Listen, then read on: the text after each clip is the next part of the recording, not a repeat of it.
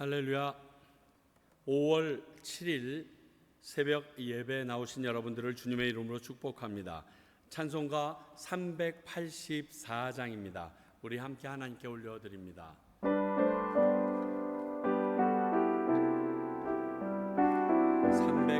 384장입니다. 나의 갈 길 다가도록 예수 인도하시니 내 주 안에 있는 긍휼 어찌 의심하리요. 믿음으로 사는 자는 하늘 위로 가겠네. 무슨 일을 만나든지 만사형통하리라. 무슨 일을 만나든지 만사형통하리라. 나의 갈 길 다가도록 예수 인도하시니 어려운 일 당한 때도 독하는 은으시네. 나는 심히보다 나고 영혼 매우 가난하. 나의 앞에 반석에서 샘물 나게 하시네. 나의 앞에 반석에서 샘물 나게 하시네. 나의 갈 길 다가도록 예수 인도하시니 그의 사랑 어찌 큰지 말로 알 수 없도다. 성령 감화 받은 영혼 하늘 날아갈 때에 영영 부를 나의 찬송 예수 인도하셨네.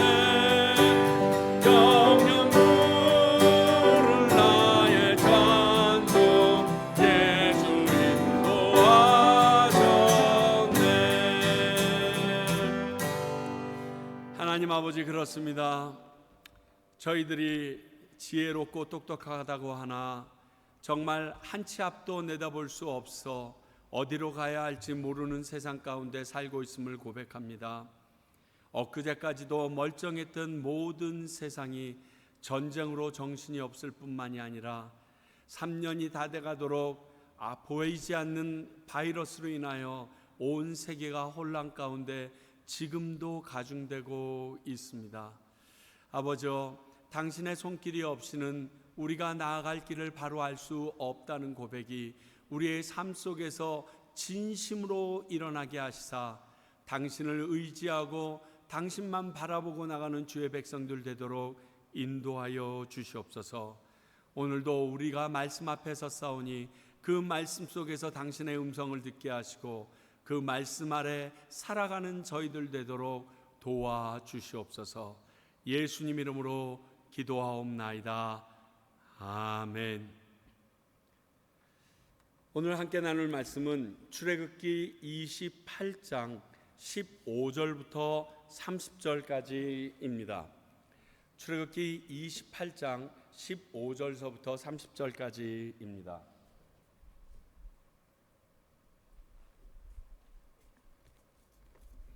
내용이 다소 긴데 계속 함께 나눠왔던 대제사장이 입을 옷에 대한 내용입니다. 한번 여러분들께서 이 내용을 머릿속으로 한번 그려보시면서 읽으실 수 있으면 큰 도움이 되겠습니다. 다 못 그리시면 제가 그려진 것을 나중에 보여드리도록 하겠습니다. 출애굽기 28장 15절부터 말씀입니다. 저와 여러분들이 한 절씩 교독하면서 30절까지 함께 읽도록 하겠습니다. 15절입니다. 너는 판결 흉패를 에봇 짜는 방법으로 금실과 청색, 자색, 홍색 실과 가늘게 꼰 배실로 정교하게 짜서 만들되 길이와 너비가 한 뼘씩 두 겹으로 네모 반듯하게 하고 그것에 네 줄로 보석을 물리되 첫 줄은 홍보석, 황옥, 녹주옥이요 둘째 줄은 석류석, 남보석, 홍만호요 셋째 줄은 호박, 백만호, 자수정이요 넷째 줄은 녹보석, 호만호, 벽옥이로 다 금태를 물릴지니 이 보석들은 이스라엘 아들들의 이름대로 12이라 보석마다 12지파에 한 이름씩 도장 새기는 법으로 새기고 순금으로 농끈처럼 따은 사슬을 흉패 위에 붙이고 또 금고리 둘을 만들어 흉패 위 곧 흉패 두 끝에 그 두 고리를 달고 따은 두 금사슬로 흉패 두 끝 두 고리에 꿰어 매고 두 따은 사슬의 다른 두 끝을 에봇 앞 두 어깨바지 금태에 매고 또 금고리 둘을 만들어 흉패 아래 양쪽과 안쪽 곧 에봇에 닿는 곳에 달고 또 금고리 둘을 만들어 에봇 앞 두 어깨바지 아래 매는 자리 가까운 쪽 곧 정교하게 짠 띠 위쪽에 달고 청색 끈으로 흉패고리와 에봇고리에 꿰어 흉패로 정교하게 짠 에봇띠 위에 붙여 떨어지지 않게 하라. 아론이 성소에 들어갈 때에는 이스라엘 아들들의 이름을 기록한 이 판결 흉패를 가슴에 붙여 여호와 앞에 영원한 기념을 삼을 것이니라.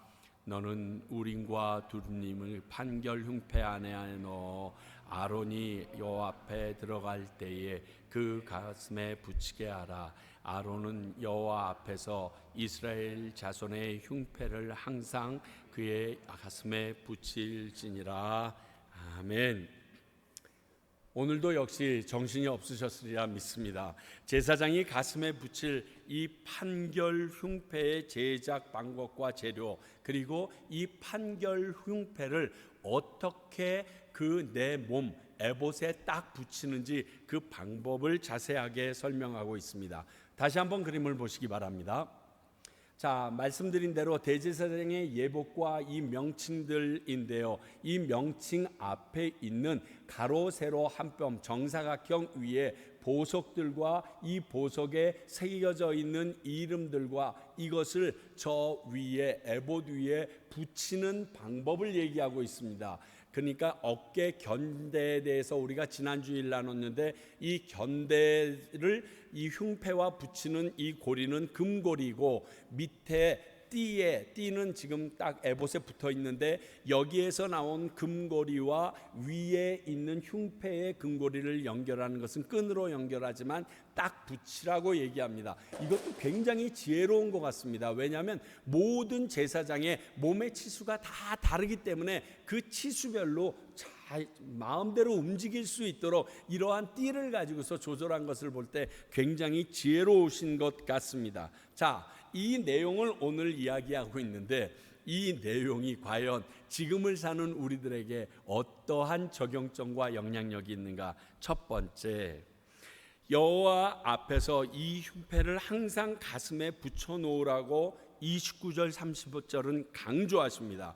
29절 30절에 가슴에 붙여놓으라 가슴에 붙여놓으라가 3번씩이나 강조하고 있습니다. 자, 가슴에 붙여놓을 이 흉패가 무슨 의미인지 이는 하나님께서 택하신 백성들의 이름입니다.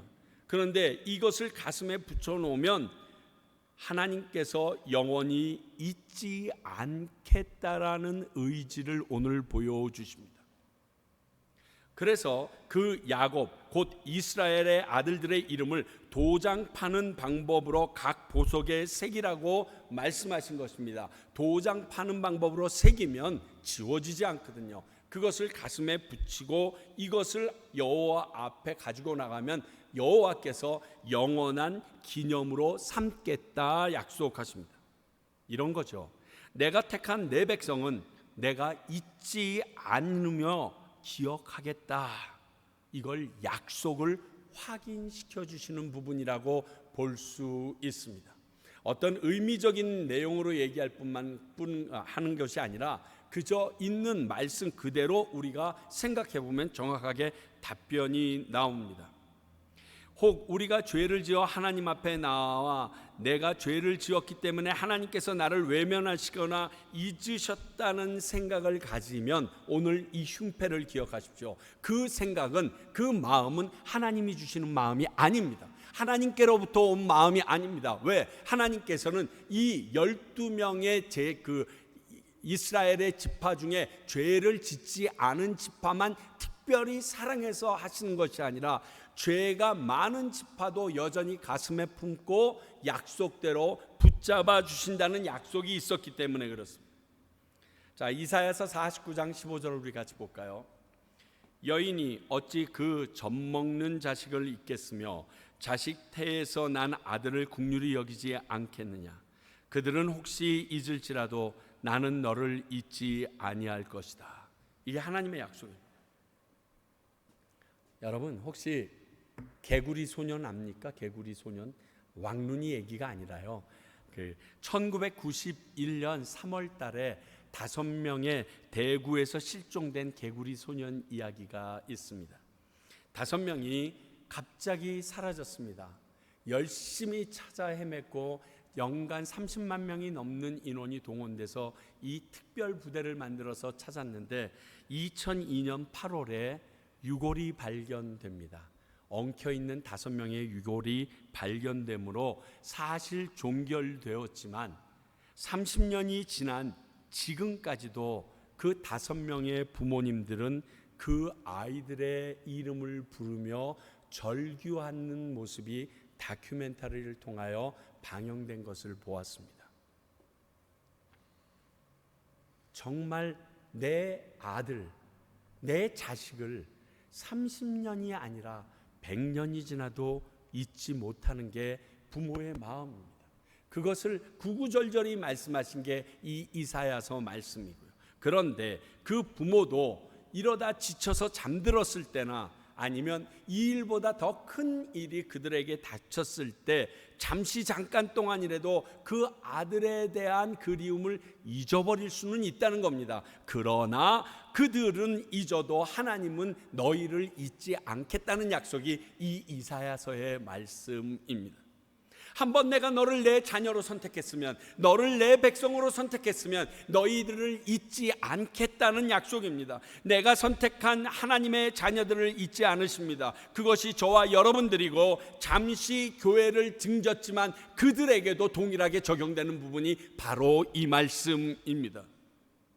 사랑하는 성도 여러분, 이런 측면에서 우리가 기억해야 될 것이 있습니다. 뭐냐면 탕자의 비유에 나오는 둘째 아들이 아닌 첫째 아들의 모습으로 내가 교회 안에서 교회를 나오고 있지만 아직까지는 예수를 믿는다고 하지만 그런 모습이 아닌가 살펴볼 수 있어야 합니다.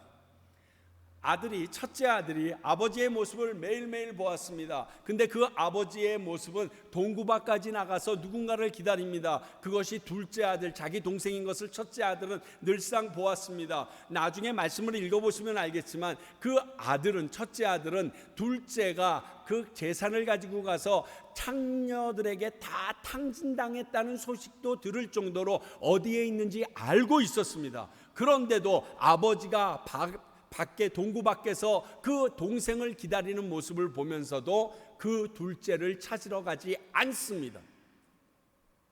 우리의 모습이 그런 모습이 되면 안 됩니다.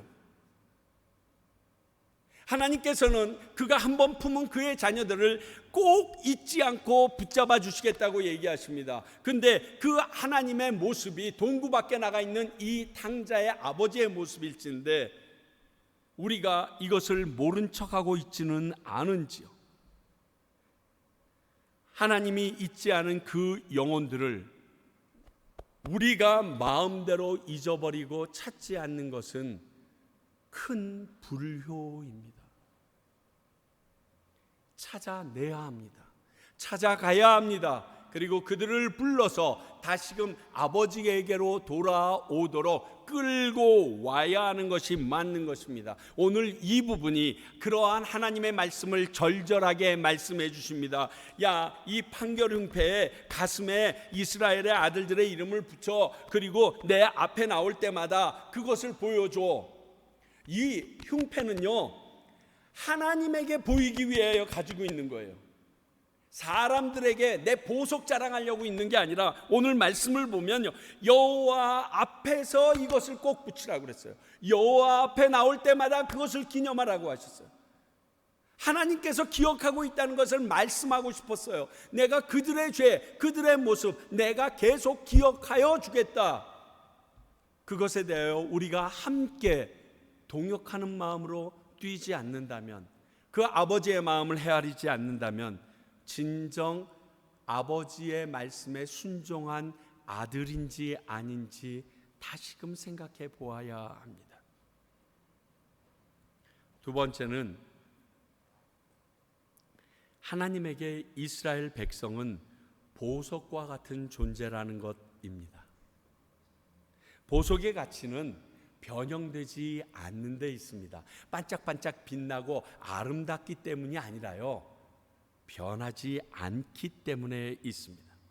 거기에 모두 동일한 위치인 가슴에 나열해 놓으라고 하십니다.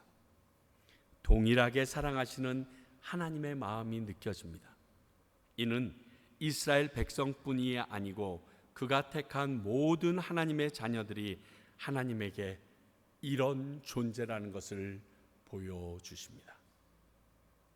세상 사람들은 이것을 모르기에 그런 말과 행동을 할 수 있습니다.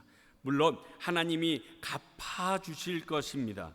그러나 물론 우리 성도들끼리 이런 행동을 하는 것은 하나님이 얼마나 마음 아파하실지, 너는 높고 나는 낮고, 너는 잘났고 나는 못났고, 너는 기억받을 존재고 너는 기억받지 않을 존재고, 하나님이 보실 때 얼마나 가슴 아파할까요? 아버지의 입장에서요, 자식 둘이 다투면요, 어떤 자식이 잘했다고 박수 치기 진짜 어렵습니다. 아니, 안 됩니다. 목회자 입장에서 교인들이 다투면요, 어느 쪽 손을 들어줄 수도 없어요. 그저 관점적으로 이 사람이 잘했고 저 사람이 잘못했다, 이 정도는 알 수 있지만, 그럼에도 불구하고 그렇게 말하며 다가갈 수 없는 게 아비된 마음인 것을 압니다. 하나님께서는 우리 하나님의 백성들, 자신이 택한 자들을 보석처럼 여기십니다. 그런데 스스로 보석이 아닌 것처럼 살아가는 인생들을 보실 때 우리 주님의 마음은 어떨까요?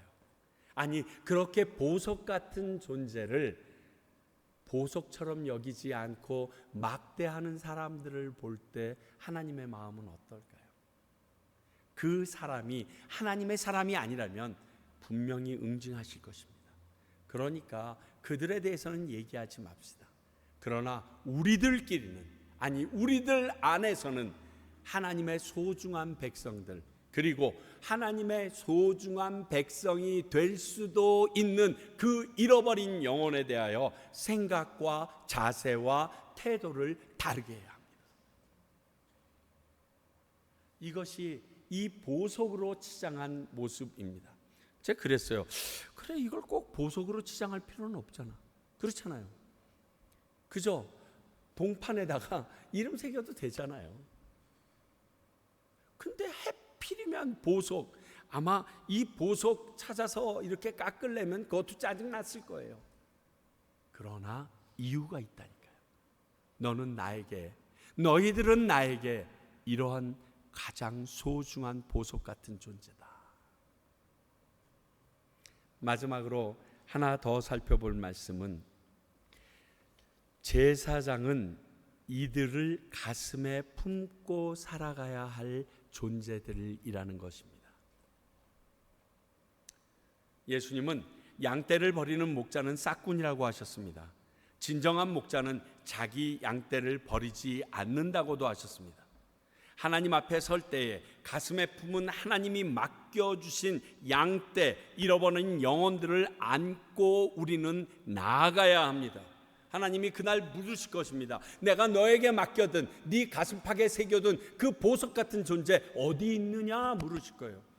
어머, 걔가 나한테 맡긴 거예요? 이렇게 그때 얘기할 수 없을 거예요. 그때는 우리가 밝히 안다고 그랬으니까, 얼굴과 얼굴을 맞대고 보는 것처럼 모든 것을 안다고 그랬으니까 이렇게 핑계하지 못할 것입니다. 저 같은 목회자에겐 참으로 부담스러운 말씀이지만 동시에 가슴 깊이 진한 감동을 주는 말씀입니다. 아, 이게 목회자의 자세지. 이렇게 살아가는 것이 바른 모습이지. 하나님이 이렇게 섬기라고 하셨지. 왜냐하면 이런 나도 하나님께서 이렇게 가슴에 품어주실 것이기 때문에 그게 기대가 되는 거예요. 우리 모두에겐 맡겨주신 영혼들이 있습니다. 그들이 바로 가슴에 품고 하나님 앞에 나가야 할 존재들입니다.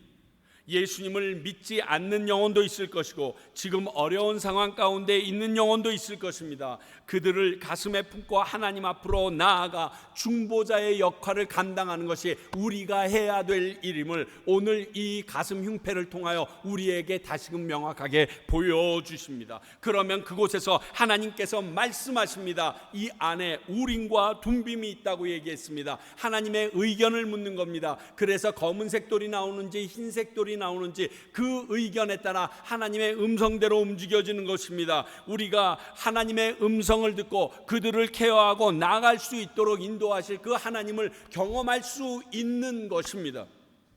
저도 저희 교회에 보내주신 성도님들을 이렇게 섬기기를 간절히 원하니까 여러분 기도해 주시기 바랍니다. 그들을 품고 하나님의 말씀을 듣고 하나님이 원하시는 길에 계속 서 있을 수 있는 제가 되길 원하고 우리 맡겨주신 주님의 귀한 보석들이 되길 원합니다. 그리고 여러분들에게도 하나님께서 맡겨주신 이 소중한 보석들이 있음을 알고 그들을 가슴에 품고 하나님께서 이들을 통하여 어떤 말씀을 하시는지 이들에게 주신 말씀을 안고 그들을 중보하며 나가는 일을 게을리하지 말아야 합니다. 왜? 이제 제사장은 왕 같은 제사장 우리 모두가 하나님 앞에 제사장이기 때문에 그렇습니다. 이 부분을 기억하십시오. 오늘 여러분들에게 숙제 드린 겁니다. 마음 앞에 마음의 부담을 가지십시오. 그리고 내가 품은 보석이 누구인지 한번 들여다보십시오. 그리고 그에게 하나님의 음성이 전해질 수 있도록 내가 중보자 역할을 하고 있는지도 생각해 보십시오. 아니라면 당장 전화하십시오. 당장 찾아가십시오. 그리고 그들에게 중보자로서의 그 제사장의 임무를 감당하실 수 있기를 간절히 바랍니다. 기도하겠습니다. 하나님, 판결 흉패를 품은 제사장의 모습을 통하여 우리들의 모습을 봅니다. 나의 모습을 봅니다. 또 그 판결 흉패에 달려있는 보석들을 보면서 내 이름이 새겨져 있을 그 보석을 기대하고 기뻐하며 하나님 앞에 즐거이 나아갑니다. 아버지여, 우리로 하여금 주신 이 말씀을 귀하고 달게 받게 하실 뿐만이 아니라 이 말씀이 우리에게 주신 대로 우리가 살아갈 능력도 주시옵소서. 아버지여, 우리가 찾아야 될 보석이 어디 있습니까? 우리가 만나야 될 지체들이 어디 있습니까? 깨우쳐 알게 하시고 보게 하시사 다가가 그들을 쓸어 안는 저희들 되도록 인도하여 주시옵소서. 감사드리오며 살아계신 예수 그리스도의 이름으로 기도하옵나이다. 아멘.